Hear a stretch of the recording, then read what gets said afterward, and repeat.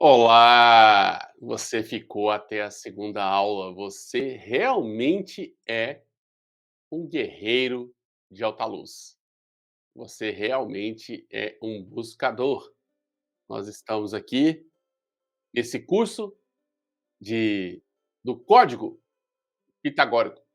Nós estamos aqui nesses hipercursos de autoconhecimento rumo ao autoconhecimento, nesse canal, nesse portal que traz para vocês conhecimento ocultado, né, é assim que a gente fala, não é o conhecimento oculto, porque no século XXI não é possível mais se ocultar nenhum tipo de conhecimento, nós simplesmente não buscamos. Se você buscar, você vai encontrar, se você bater, a porta vai se abrir. Essa é a nossa proposta aqui nesses hipercursos de autoconhecimento. Então, mais uma vez, seja muito bem-vindo, obrigado a todos pelos comentários, pelos compartilhamentos, pelas curtidas, pelas dúvidas que me mandam, né, no meu canal do Instagram, pelos comentários que colocam aqui no canal, aqui no portal, né, para favorecer, né, para poder engrandecer as críticas também, né, para engrandecer o nosso trabalho. Então, vamos dar continuidade a essa proposta.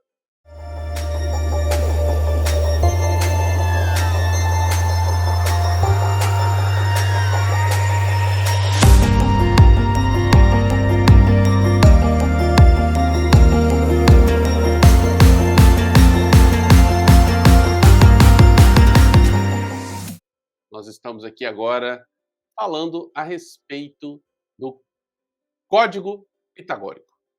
Esse código pitagórico que é mais antigo do que muita coisa que você conhece, né. Na nossa primeira aula, a gente já comentou a respeito, da suposta origem de Pitágoras.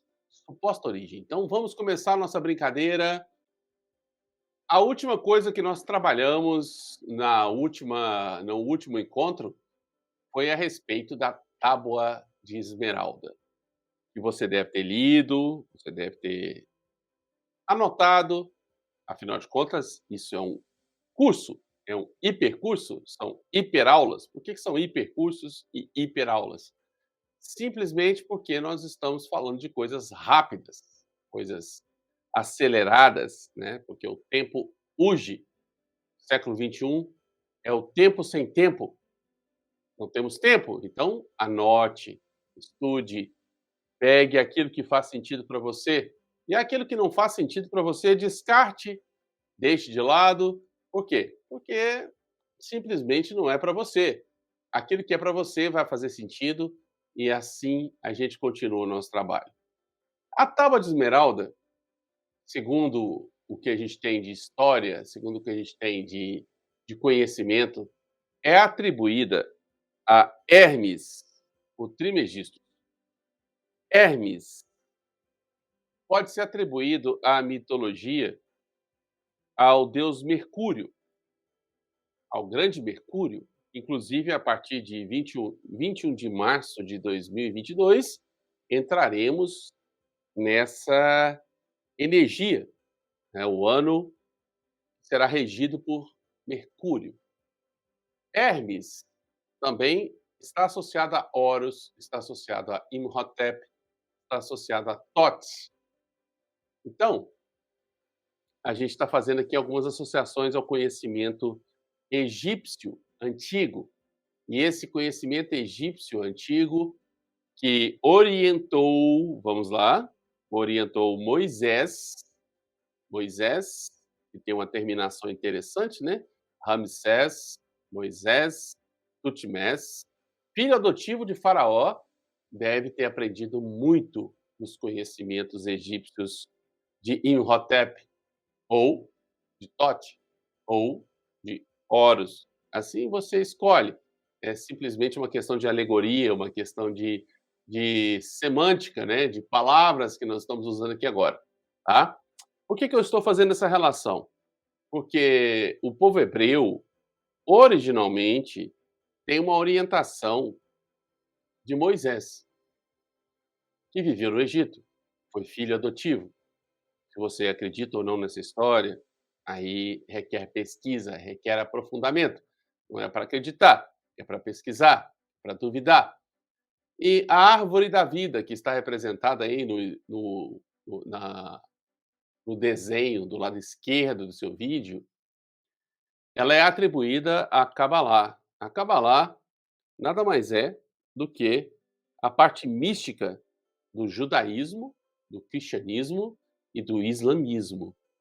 São 3 grandes religiões abraâmicas, grandes filosofias abraâmicas da mesma origem, que tem na Cabalá a parte metafísica, a parte oculta, e a árvore da vida está representada aí para vocês. Qual seria a origem dessa árvore da vida, com as suas 10 sefirós e com seus 22 caminhos? Bom, se você aprofundar um pouquinho mais, você vai ver que isso tem origem no Egito. E no Egito, na tábua de esmeralda de Imhotep, o grande sábio Imhotep, que construiu a primeira pirâmide do Egito, a pirâmide de Saqqara, eh, trazia as 22 lâminas de ouro e as 56 lâminas de prata, que deram origem ao que a gente chama de tarô egípcio, que chegou na Europa através do povo cigano e deu origem ao famoso e antigo tarô de Marselha, que depois foi desenhado e trabalhado por Oswald Wirth, grande sábio, desenhista, grande artista, orientado por sábios europeus, pós-Idade Média, mas isso já é um assunto para o nosso próximo percurso. Quero continuar com vocês aqui, lembrando dos 2 grandes mandamentos. Ao ouvirem dizer que Jesus havia deixado os saduceus sem resposta, os fariseus se reuniram. Um deles, perito na lei, o pôs à prova, com a seguinte pergunta: Mestre, qual é o maior mandamento da lei? Respondeu Jesus: Ame o Senhor, o seu Deus, de todo o coração, corpo, de toda a sua alma, espírito, e de todo o seu entendimento, mente. Este é o primeiro e maior mandamento. E o segundo é semelhante a ele: ame o seu próximo como a si mesmo. Destes 2 mandamentos dependem toda a lei e os profetas. Bom, que lei que é essa? Se você pegar a palavra Torá, um dos significados da palavra Torá é lei, ensinamento, orientação. Ok, mas vamos pensar numa questão. Quem é que supostamente, de novo, nós estamos levantando hipóteses, né, que você tem que avaliar, escreveu a Torá? Alguns dizem que foi Moshe. Moshe, em hebraico, que leva ao nome de Moisés, que nós conhecemos. A palavra Moisés tem uma origem interessante, né? É aquele nascido das águas, aquele encontrado nas águas, por causa da história que você conhece do cesto com a criança que foi encontrado, né, e levado ao faraó do Egito, e Moisés foi criado e educado no Egito.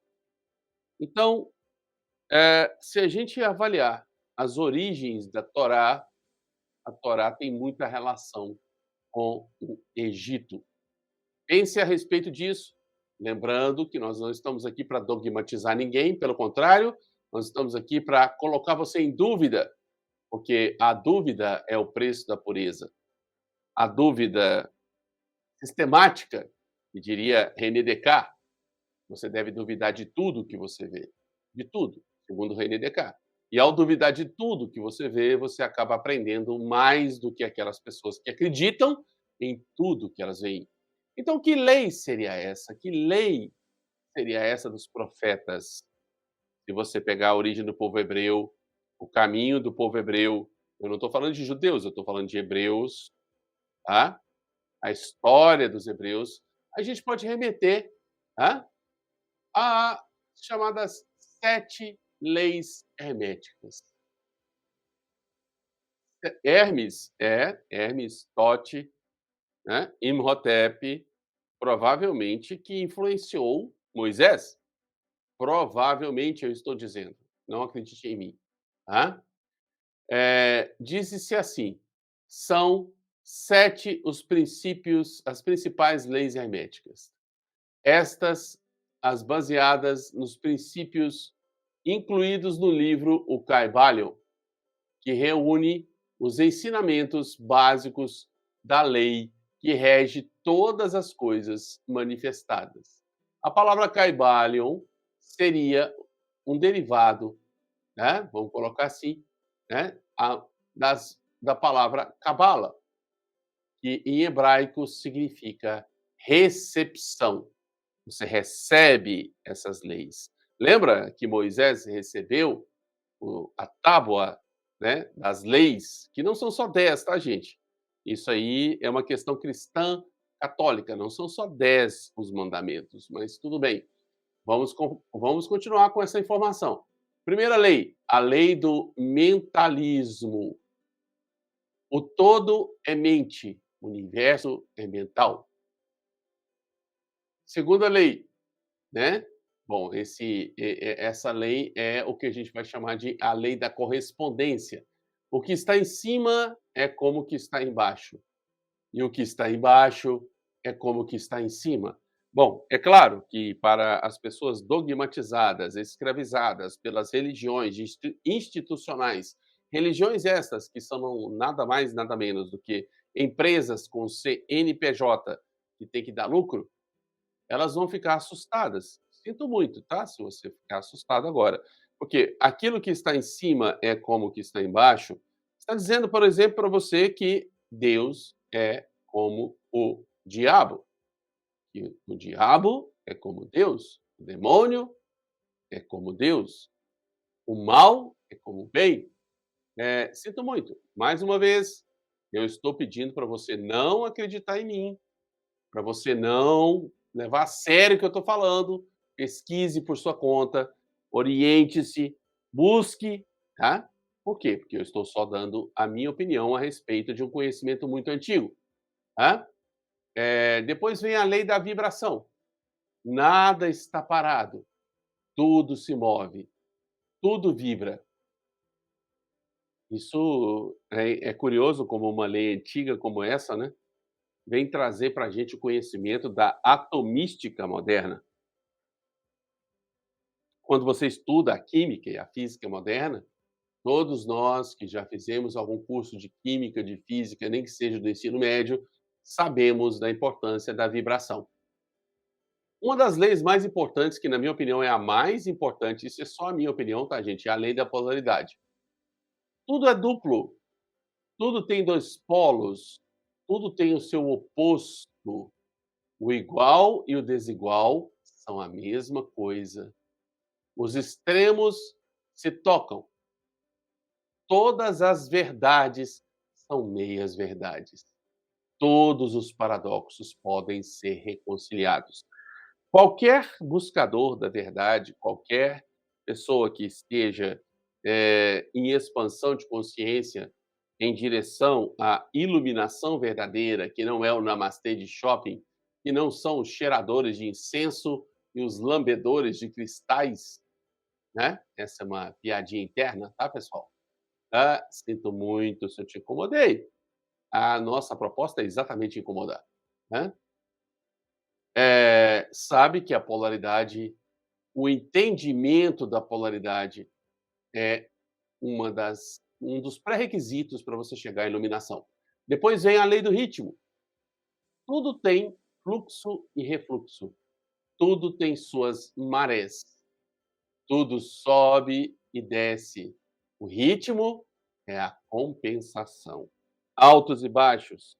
Como diria um amigo meu, de uma banda de rock, a vida é feita de guitarras e baixos. Então, se você imaginar, se você começar a levar a sério essa lei, você vai começar a interpretar as questões dos altos e baixos na sua vida e vai começar a aceitar os momentos de alto, os momentos de baixo, e isso já leva a uma certa evolução espiritual. Só de você imaginar que se você está no alto, você está no ápice, respira, e daqui a pouco vem o baixo. Se você está no baixo, tranquilize-se, aguarde, confie, e daqui a pouco vem o alto. Essa lei é uma lei das mais importantes que a gente tem também, né, a lei do ritmo, certo? Agora, a lei do gênero. O gênero está em tudo. Tudo tem seus princípios masculino e feminino. O gênero manifesta-se em todos os planos da criação. Claro que se você começa a interpretar essas leis, parece que todas elas são uma só, né? A lei do gênero lembra a lei do ritmo, a lei do ritmo lembra a lei da polaridade, a lei da polaridade lembra a lei da vibração, e assim você começa a estudar as 7 leis herméticas. E a última lei, que é a lei da causa e efeito. Toda causa tem seu efeito. Todo efeito tem sua causa. Existem muitos planos de causalidade, mas nenhum escapa à lei. Será que era essa a lei ao qual o suposto Jesus Cristo estava se referindo à origem dessa lei? A lei e os profetas? A Torá? E da onde que vem a Torá? A Torá vem do Egito. E da onde que vem as leis universais? Vem de Imhotep, Tote, o livro de Tote, Tarô. Comece a pensar sobre isso, porque assim você vai entender o pitagorismo. Tá aí uma, um slide para você dar print, para você anotar. Vou deixar uma pausazinha aqui para você meditar e ler mais uma vez sobre as 7 leis herméticas. Uma pausa, concentre-se, leia, sinta cada lei. Segundo a maior parte dos iniciados, para você entender o Kybalion, ou a Tábua de Esmeralda, ou as 7 leis herméticas, você levaria mais ou menos 1 ano para cada lei. Ou seja, talvez em 7 anos você consiga compreender essas 7 leis que governam o universo. Mas isso é só uma proposta, você não precisa aceitar isso. Você simplesmente tem que ver se isso faz sentido para você ou não. E, por favor, pesquisem. Não acreditem em mim. Continuamos, volte lá e medite a respeito das 7 leis herméticas. Vamos dar 7 minutos, 1 minuto para cada lei.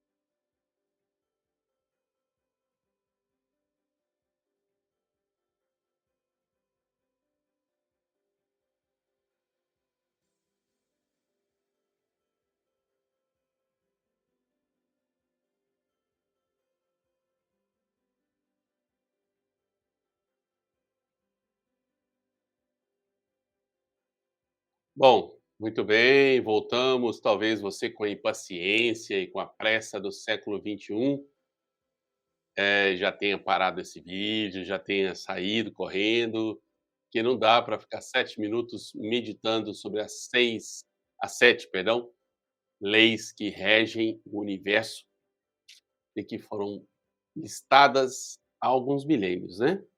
Mas, se você ficou até aqui, parabéns, você tem muito a aprender com o que nós estamos trabalhando agora.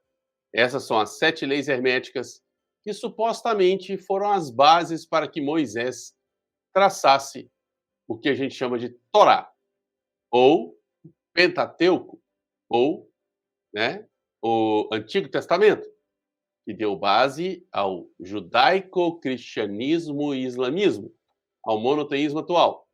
Vamos continuar. Se você fizer uma associação das 7 leis herméticas com os 7 chakras, você também vai ter uma relação muito interessante. E também dá para relacionar com a árvore da vida, como você está vendo aí, tá? É, exatamente. Dá uma relação interessante. Aí você começa a ver que existe uma relação. Espera aí, mas chakras não são do hinduísmo?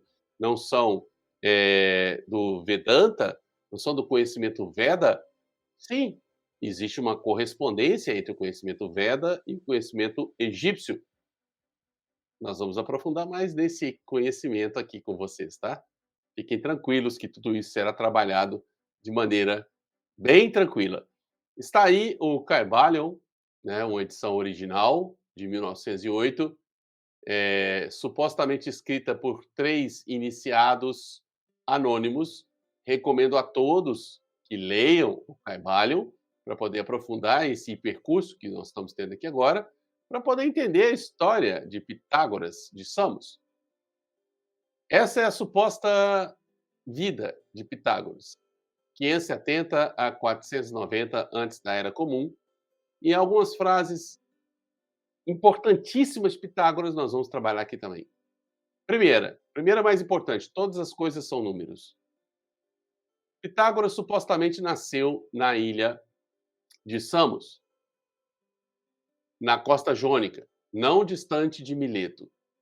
Em 530 antes da Era Comum, sofreu perseguição política por causa de suas ideias, sendo obrigado a deixar sua terra de origem e instalou-se na ilha de Crotona. Muito bem. Criando uma religião que nós temos alguns documentos dizendo que essa religião pitagórica durou 1500 anos. Se você fizer uma relação com a religião cristã, que surgiu supostamente em 300 depois da Era Comum, a religião criada por Pitágoras durou mais tempo do que o atual cristianismo. Só para fazer uma comparação. A vida de Pitágoras é envolta em lendas. A única informação conclusiva é de que ele nasceu em Samos. Fundou sua escola filosófica em Crotona, no sul da Itália. Foi casado, supostamente, com a física Teano, que assumiu a escola após a sua morte. Elaborou o famoso Teorema de Pitágoras, todo mundo conhece, né? E que, na verdade, na minha opinião, é a única coisa que a maior parte das pessoas conhece sobre Pitágoras. Essa é esse é o oculto, esse é o ocultismo sobre a vida de Pitágoras. Ou seja, você reduz a sabedoria desse cara ao teorema. Então vamos continuar com essa historinha. Bom, Pitágoras falava sobre a questão, né, da década, os 10 números iniciais, que provavelmente foram o que deu origem ao seu teorema. E esse teorema, nós vamos aprofundar um pouco mais nas nossas próximas aulas, não é de origem pitagórica, tá? Existem registros dizendo que o teorema de Pitágoras está escrito na matemática védica. Védica. Bom, sabendo que Pitágoras viajou muito, sabendo que Pitágoras esteve no Egito, estudou no Egito, sabendo que Pitágoras esteve na Suméria, estudou na região da Mesopotâmia, sabendo que Pitágoras, né, segundo os registros que nós temos, esteve na China, estudou o I Ching, estudou também na Índia, Então é bem provável que Pitágoras tenha feito Ctrl+C, Ctrl+V do que ele aprendeu para dar origem ao famoso Teorema de Pitágoras. Bom, mas isso não tira, mas então quer dizer que Pitágoras é uma fraude? Não, não, pelo contrário, na minha humilde opinião, Pitágoras simplesmente simplificou aquilo que estava complicado. Na minha humilde opinião, Pitágoras pegou a Cabalá dos sumérios, pegou a Cabalá da Mesopotâmia, dos hebreus, pegou o conhecimento egípcio, pegou o conhecimento Vedanta, pegou o conhecimento chinês e sintetizou em uma obra importantíssima de filosofia. Não é à toa que essa religião, ou filosofia agórica, durou 1500 anos. Como a gente já sabe, nas nossas pílulas pitagóricas, há suspeitas de que, até hoje, existam pitagóricos entre nós. O que você acha? Você já viu um pitagórico por aí? Estude um pouco mais sobre os pitagóricos e você vai ver a importância deles para a filosofia moderna e para a estrutura da sociedade moderna, né? Aí está uma sugestão para você estudar, né? A breve biografia, né? No YouTube você encontra Os Segredos do Ocultismo, Os Magos, Discovery, Ocultistas, Ciências Ocultas. Copia no seu caderninho, pausa o vídeo, volta no vídeo, se você tiver a oportunidade de assistir esse vídeo de novo, para copiar e assistir a esse documentário falando a respeito da vida de Pitágoras. Tá? Versos de ouro de Pitágoras. Preparação. Deves dar sacrifício perfeito aos deuses imortais, e dizer, manter tua fé, venerar aos grandes heróis e estar em harmonia com o mundo que te rodeia. Purificação. Respeita tua mãe e teu pai e também a teus próximos. Escolhe para ti um amigo verdadeiramente sábio. Escuta seus conselhos e segue seu exemplo. Não te inimizes com aquele amigo por razões insignificantes. Lembra-te da lei de causa e efeito em tua vida. Está dada a ti a possibilidade de superar tuas paixões. Assim que dorme em ti mesmo, com um grande esforço de vontade, a avareza, a preguiça, as paixões sexuais e a raiva irracional. Sendo que esteja só ou com pessoas, tem medo de fazer algo de mal. Guarda a tua honra. Sê sempre justo em tuas palavras e atos, seguindo nestes as exigências da razão e da lei. Não te esqueças que o destino inevitável leva a todas as pessoas à morte. Lembra-te que os bens terrenos são dados facilmente às pessoas, e são tomados facilmente também.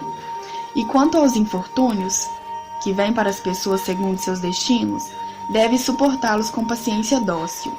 Contudo, esforça-te para aliviar a dor dentro do possível.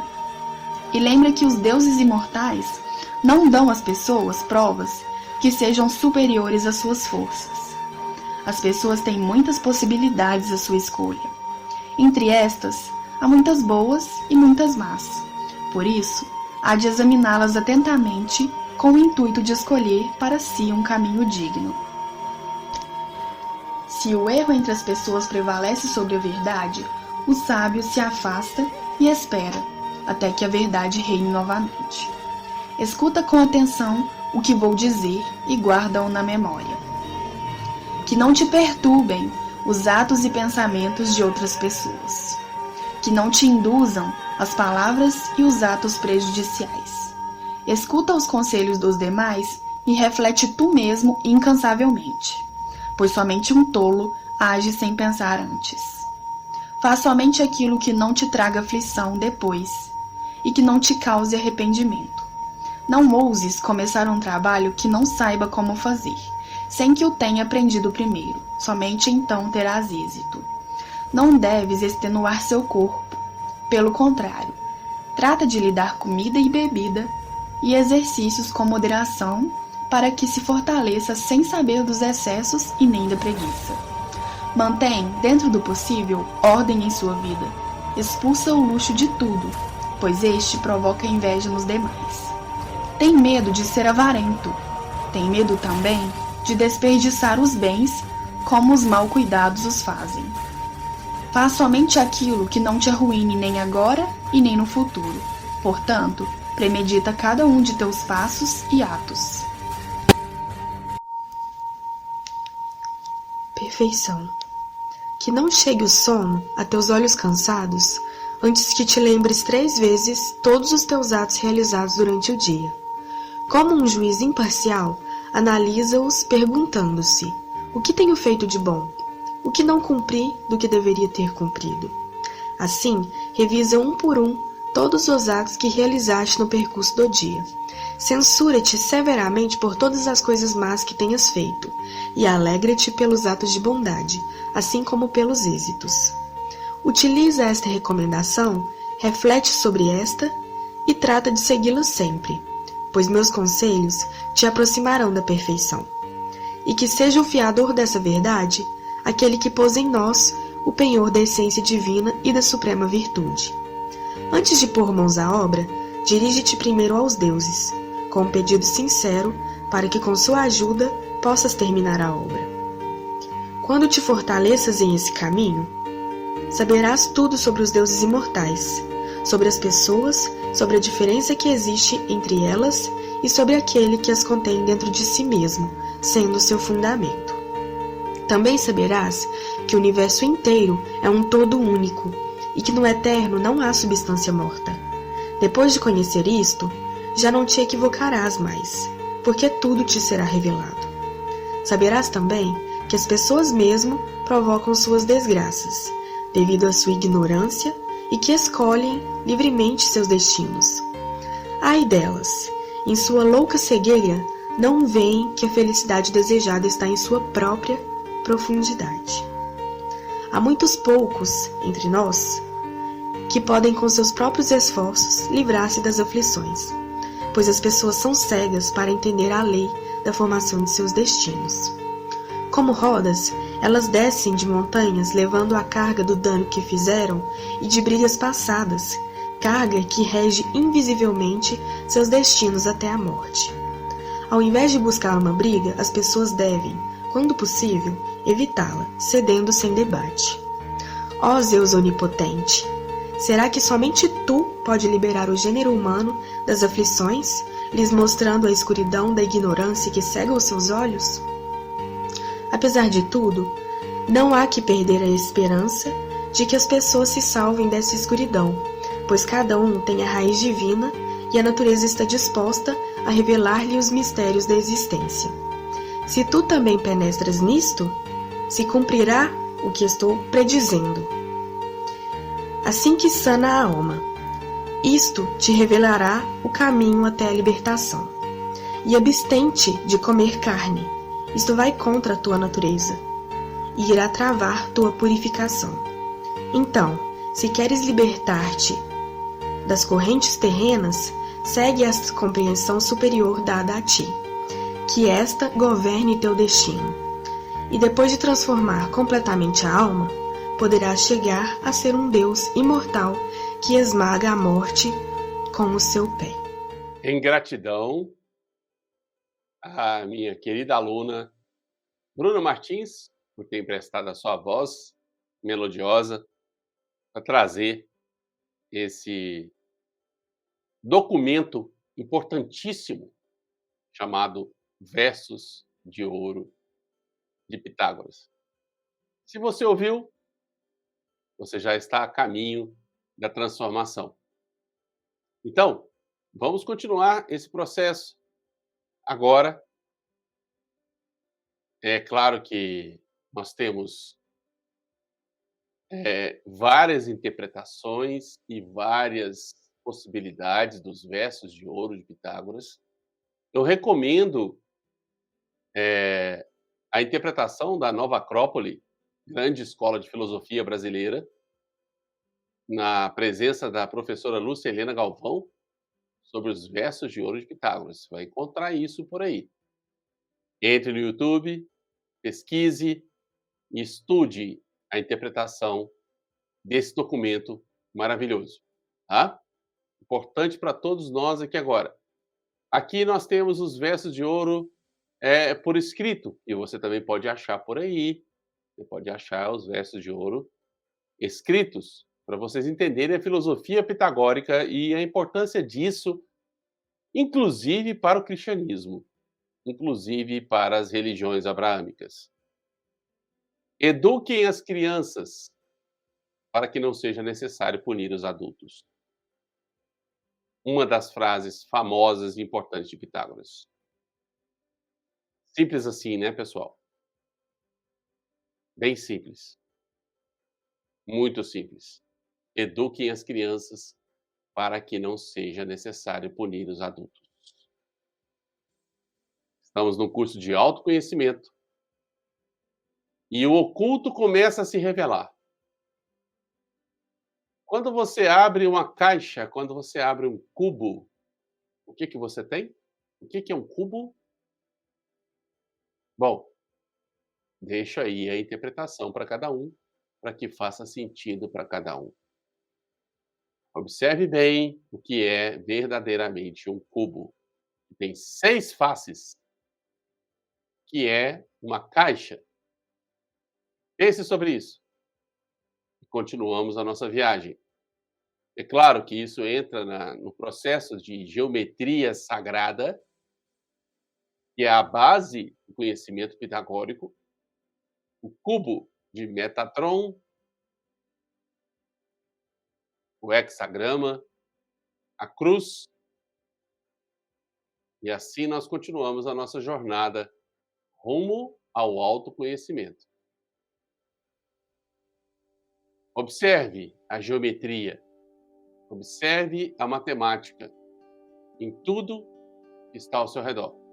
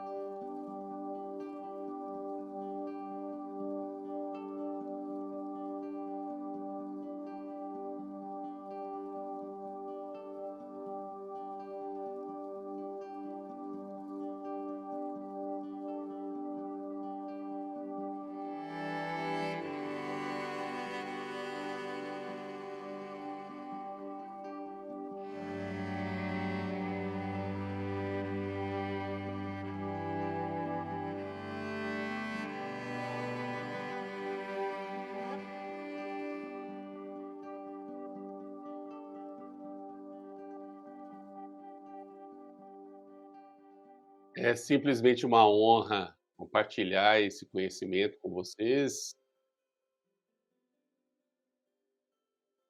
trocar esse conhecimento com vocês e aprender com vocês aqui. Sinto muito se nós tomamos muito tempo de vocês, mas nós temos uma opção no YouTube, que é o processo de aceleração. Se você está sem tempo, acelere. E o mais importante, dedique mais tempo para o seu autoconhecimento. Essa é a nossa proposta. Porque o autoconhecimento é a única forma que nós temos no século XXI de desenvolvimento e até, quem sabe, de sobrevivência. Obrigado a todos pela paciência, pela dedicação, pela insistência nessas aulas do Código Pitagórico. Continuamos no próximo episódio. Beijo do Darley e obrigado por todos vocês compartilharem, por todos vocês passarem para frente essa ideia para aqueles que buscam, só para aqueles que buscam. Aguardo vocês no próximo vídeo. Até mais. Beijo do Darley.